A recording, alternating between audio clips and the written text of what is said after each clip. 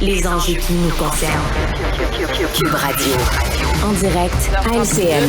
Il y a un tweet de François Legault sur le catholicisme qui a fait pas mal jaser au cours des dernières heures. Philippe Vincent, faux pas ou non de la part du premier ministre?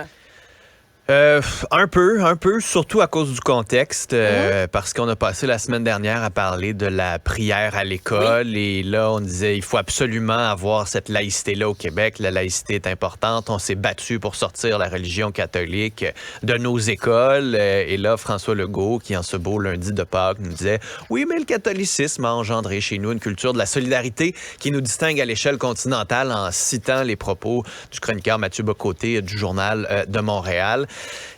C'était pas nécessaire comme sortie de François Legault, même si on peut comprendre sa sortie. Je ne crierai pas au scandale ce matin. À un moment donné, c'est vrai qu'on a un fond catholique. C'est vrai qu'il y a une partie importante de notre culture qui est due à cette religion catholique qui a façonné nos façons de faire en société, qui a façonné notre histoire pendant des années. C'est juste qu'on peut pas se prétendre être laïque comme État, mais après ça, saluer, souligner l'apport de cette religion-là en disant c'est juste le patrimoine, mais c'est pas vraiment ça. Puis collectivement, on travaille comme ça, mais c'est collectif, mais c'est le patrimoine, mais c'est un patrimoine qui est pas dans la politique. Mais là, la politique, c'est qu'à un moment donné, t'aimes mieux être laïque tout le temps, être laïque dans tes commentaires, parce que là, on va pouvoir lui reprocher, mais par rapport au judaïsme, par exemple, les Juifs sont à Montréal, sont au Québec depuis des dizaines, centaines d'années.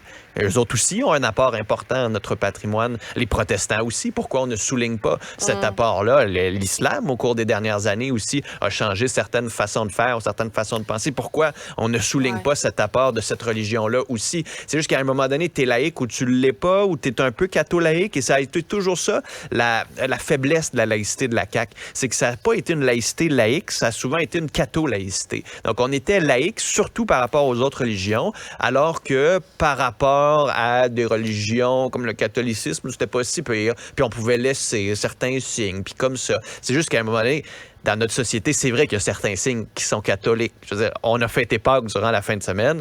Pâques, c'est pas la fête des musulmans, c'est pas la fête des athées. Ça reste que ça a été une fête religieuse. Même chose pour Noël. Puis on tient à Noël. On veut pas que ça s'appelle le temps des fêtes. On veut pas juste souhaiter joyeuses fêtes. Donc c'est vrai, quand même, quand François Legault dit ça, qu'on a ce fond laïque-là à l'intérieur de nous. C'est juste que tu peux pas être premier ministre d'une province laïque, puis dire aux jeunes musulmans, priez en silence dans vos têtes, puis on vous donnera pas un local pour que vous fassiez pas votre prière parce que vous priez pas comme nous autres. Il y a certains devoirs de réserve qui n'ont pas été respectés, peut-être, là, dans le cas du premier ministre. C'est ça. C'est plus que en faisant ça, il prête flanc à une critique, puis il prête flanc à se faire dire que c'est pas un laïque, que c'est un catho-laïque. Puis la prochaine fois qu'il va sortir pour dire les musulmans qui veulent prier, il faut être laïque, oubliez pas ça, on va dire on le sait bien, toi, laïque, c'est laïque, entre guillemets. Il faut ajouter le mot catholique après. Oui, effectivement. Parlons des gens qui sont privés de courant. Il y en a encore près de 14 000 à cette heure-ci. Ça fait 6 jours là, que c'est survenu, cet événement-là. Donc, les employés d'Hydro-Québec n'ont pas chômé au cours des derniers jours. Mais la question qui demeure et qui a suscité tout un débat, et on en parle encore, c'est est-ce qu'on doit ou non enfouir les fils électriques, Philippe Vincent? C'est une bonne question. Je pense qu'il va falloir se la poser. Surtout qu'à Montréal, on va ouvrir les routes pour changer les conduites au plomb, par exemple. On est en train de rénover. On pourrait profiter de ça pour en enfouir certains, surtout dans des quartiers très, très densément peuplés. Pour pas nécessairement penser à enfouir tout. Hein. Quand on entendait le premier ministre, ça va coûter 100 milliards. OK, peut-être, mais ça, c'est à un pour moment donné, on du n'est pas obligé réseau, d'enfouir. C'est ça, là, on n'est pas obligé d'enfouir tout le réseau partout, tout le temps. Ceci dit, enfouir est une bonne idée d'abord simplement pour le patrimoine visuel, là, simplement de dire on va pouvoir laisser pousser nos arbres parce que c'est l'autre problème.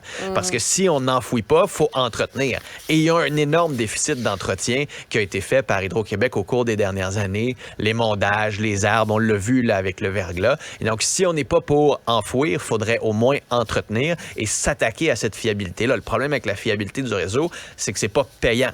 Si tu bâtis un nouveau barrage, si tu développes de l'électricité aux États-Unis, ça augmente ta redevance. Alors que si tu t'attaques à la fiabilité de ton réseau, Ça va peut-être te coûter plus cher et tu vas baisser ta redevance, mais au moins ton client, dans une situation de monopole, va recevoir ce réseau-là. Et c'est peut-être là où il faudrait augmenter les investissements au cours des prochaines années si on ne parle pas d'enfouissement à court terme. Ceci dit, je pense que c'est important de se poser la question, surtout pour une ville comme Montréal, alors qu'on s'attend à avoir davantage d'événements climatiques comme ça. Est-ce qu'on peut vraiment se payer un 4, 5, 6, 7, 8 jours dans le noir pour certains? Quand on regarde en plus la carte des pannes, c'est plein de petits picots ici et là. Ça va être hyper difficile pour les émondeurs, pour les travailleurs d'Hydro-Québec, les monteurs de ligne, de reconnecter tout ce monde-là rapidement. Est-ce qu'on peut vraiment se permettre ça comme société avancée, surtout qu'on dépend presque à 100% d'électricité c'est quand pour on le la perd, chauffage, l'électricité, qu'on se rend compte à quel point on en a besoin. Ah, vraiment, vraiment. Mais juste terminer en saluant quand même les pompiers, les policiers, les ambulanciers qui ont été à pied d'œuvre pendant les premiers jours de cette crise-là et les gens d'Hydro-Québec qui continuent de travailler. Sincèrement, votre travail est formidable. Merci au nom de tous ceux qui aimeraient pouvoir vous remercier. Vous faites un travail extraordinaire, même si c'est long. On est patient, mais merci d'être sur le terrain. En tout cas, le débat de l'enfouissement des fils ou non, ça génère ça ne fait que commencer. De réactions. Absolument. Merci. Exact. Maître dans l'art.